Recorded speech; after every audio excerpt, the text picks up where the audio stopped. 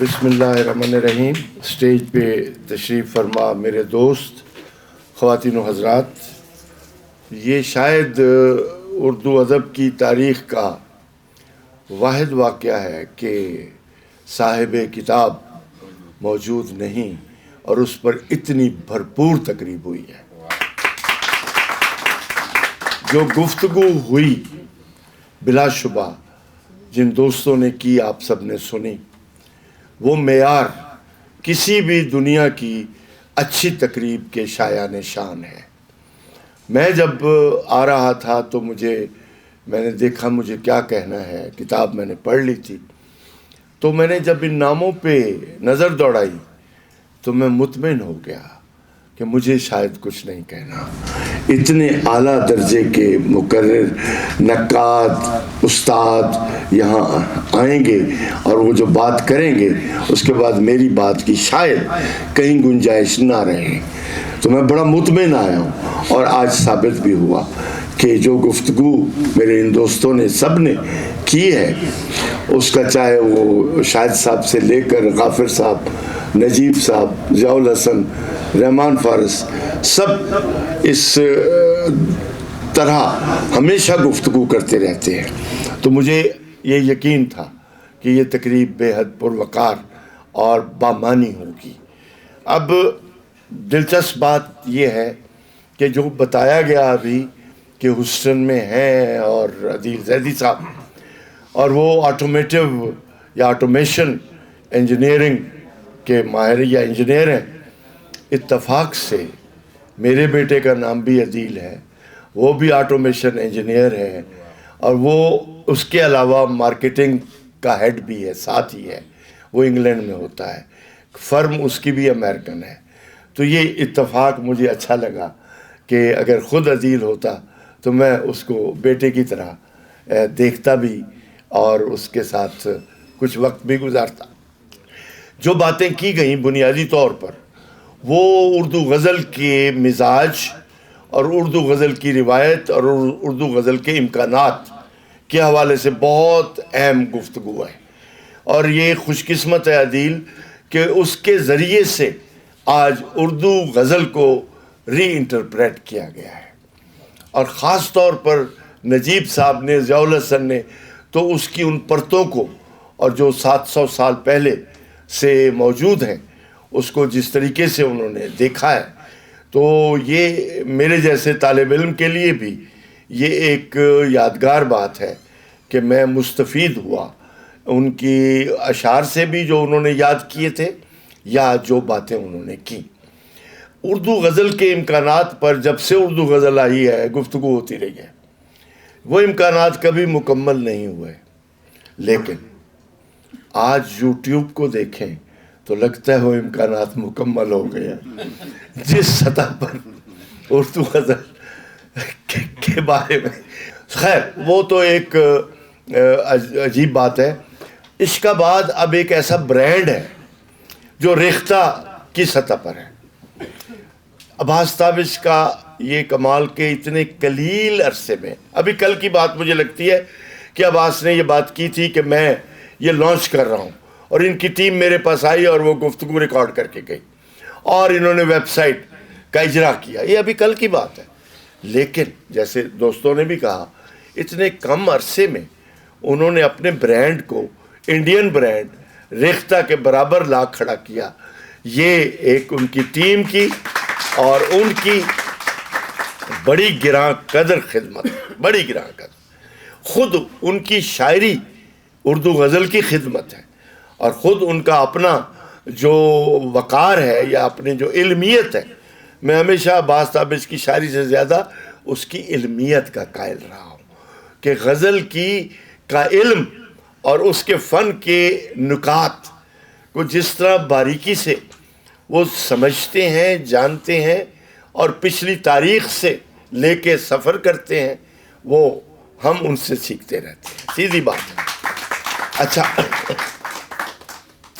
جہاں تک عدیل کی اس مجموعے کا تعلق ہے، میں ہمیشہ غزل کا اس کی غزل کی نفاست کا، اس کی ملاحت کا، اس کی لطافت کا اور اس کی جمالیات کا ہمیشہ سے طالب علم رہا ہوں.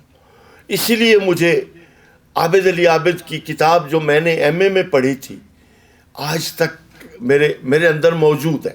کچھ کتابیں آپ کے اندر موجود رہتی ہیں. وہ کتاب تھی شعر اقبال.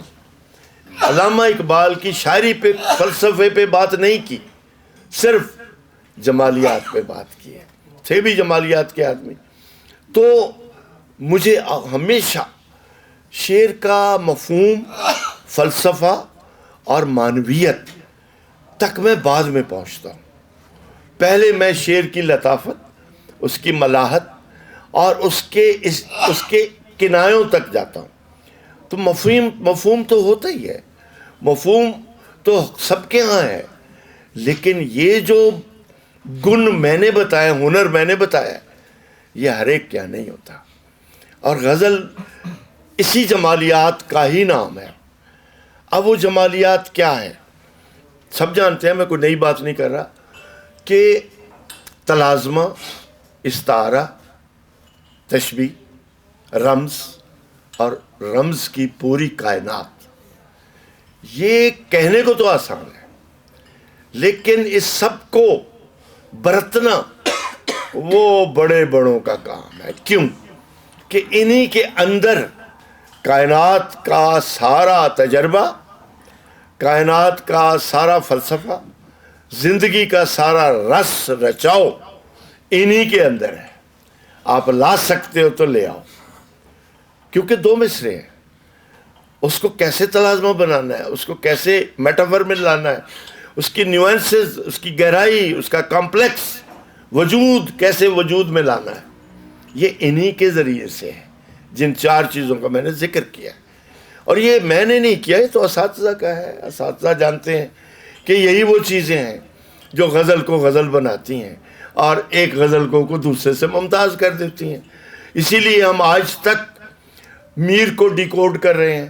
میر کیا, یہ کائنات تلازمے کی, استعارے اور رمز کی اتنی بڑی ہے کہ آج تک ہم سمجھ پا رہے ہیں. تھوڑا سمجھے, تھوڑا رہ گیا, تھوڑا اگلی دفعہ سمجھا, یہ چلتا ہے سلسلہ. غالب وہ تو ہاتھ میں نہیں آتا, کیونکہ اس نے بھی اپنے کمپلیکس کائناتی تجربے کو کس طرح ان ہنروں کے ساتھ اس نے اس کے اندر رکھا ہے کہ وہ ہمیں سمجھ میں اتنی آسانی سے نہیں آتا. تو یہ میرے نزدیک اگر جو اشعار پڑھے گئے ہیں قرض جاں کے, اگر یہ اشعار آپ کو یاد دلاتے ہیں ان ساری چیزوں کی کہ کیسے استعارہ بنا ہے, کیسے گھر اور مکان کا استعارہ یوز ہوا ہے, اور اس کے پیچھے کتنا لمبا سفر ہے, کتنی بڑی کشٹ ہے, کتنا دکھ ہے, کتنی بڑی ثقافتی تنہائی ہے, تو آپ عدیل کو اپریشیٹ کر سکتے ہیں کہ کیسے اس نے. اب یہ ساری چیزیں اتنی آسان نہیں ہیں. ایک بندہ گیا, ایک ہجرت کی, پھر دوسری ہجرت کی. ہم ابھی پہلی ہجرت پہ ہی بیٹھے ہوئے ہیں. ہمارے انتظار حسین پہلی ہجرت پہ بیٹھ گئے تھے پھوڑی ڈال کے. ہم بھی بیٹھ گئے, ہاں ہم بھی بیٹھ گئے, اس لیے کہ وہ ہجرت آسانی سے آپ کو گزرنے نہیں دیتی. لیکن کراچی والوں نے کہا نہیں, ہماری دوسری ہجرت بھی کم نہیں ہوگی. کراچی سے زیادہ تعداد میں لوگ گئے امریکہ, یورپ یا جہاں بھی, جس بھی دنیا میں گئے, اور اردو کی نئی بستیاں بسائیں. وہ سب آپ کو پتہ ہے, کوئی نئی بات نہیں. ان بستیوں نے عباس تابش کو, احمد فراز کو گود لے لیا. انہوں نے ان کو پالنے کی کوشش کی. انہوں نے کہا نہیں, ہم پلے پلائے ہیں, ہمیں جانے دو. تو یہ ایک جو دوسری ہجرت ہے, اور پھر تیسری ہجرت, یہ بڑی کمال کا سلسلہ ہے, اور یہ رکنے والا نہیں ہوتا. کہتے ہیں ہجرت ایک دفعہ شروع ہو جائے وہ رکتی نہیں ہے, اس کو جانا ہے. تو عدیل کے ساتھ بھی یہی ہوا. یقیناً اس کے پیرنٹس پہلے کہاں سے آئے, پھر دوسری دفعہ کہاں گئے, مگر ہر بار اس تجربے میں نئے تجربے شامل ہوتے جاتے ہیں.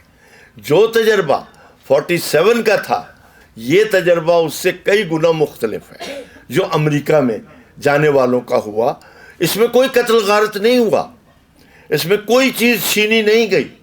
اس میں آپ کو گھر چھوڑنا پڑا ہے. اب گھر نہیں ہوتا, وہ پورے رشتے ہوتے ہیں, پورا ثقافتی ورثہ ہوتا ہے جس سے آپ کٹتے ہیں. اچھا, پھر نئے پودے لگانے کی بھی بڑی کوشش کی ہمارے دوستوں نے, امریکہ والوں نے, یورپ والوں نے, کہ چلے یہ ہجرت تو ہو گئی لیکن ہم نئے پودے لگاتے ہیں, شاید ہمیں وہ چیز, وہ زمین دوبارہ وہاں پہ ملے. لیکن گملے کی زمین اور اپنی زمین میں بہت فرق ہوتا ہے. تو وہ پودے اس طرح سے نہیں پلتے. ان میں پھل آتا ہے لیکن ان میں شاید خوشبو نہیں آتی, ان میں شاید مٹھاس نہیں آتا. تو یہ بھی ہمارے دوستوں نے اس دوسری ہجرت میں کیا, سب کچھ کیا, لیکن پھر بھی ظاہر ہے کہ وہ بتا نہیں سکتے کہ ہم کن مراحل سے گزرے, کس طرح گزرے.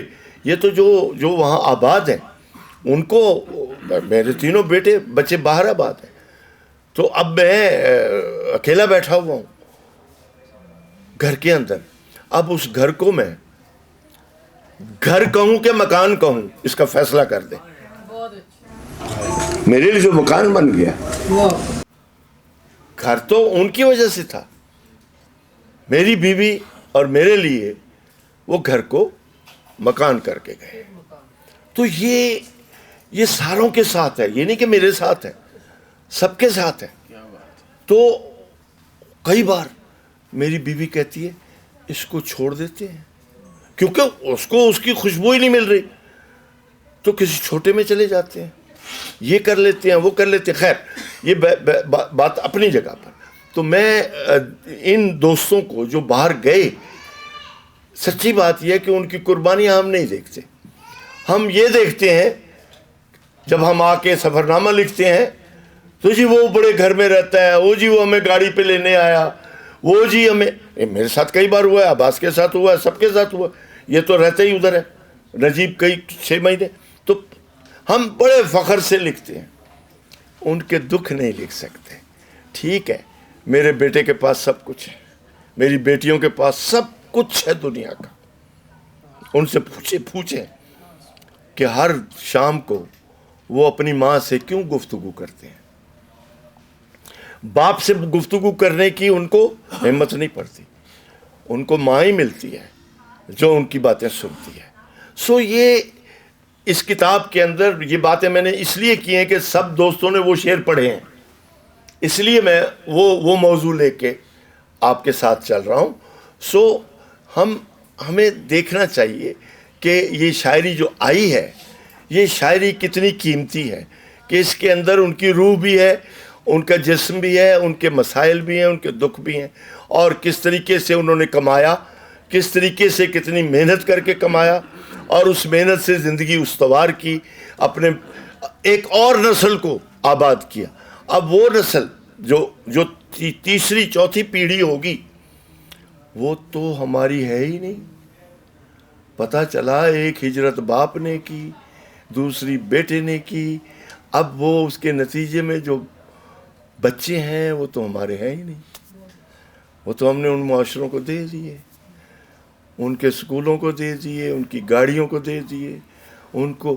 میرے نواسی میرے پوتیاں آتے ہیں, بہت پیار کرتے ہیں, گودوں میں گھس جاتے ہیں, لیکن کبھی کبھی محسوس ہوتا ہے کہ ان کی ساری پریکٹس جو ہے وہ ان کے اپنے شہر کی ہے, اور وہ اسی کے اندر رہ رہے ہیں, ذہنی طور پر ادھر ہی رہ رہے ہیں.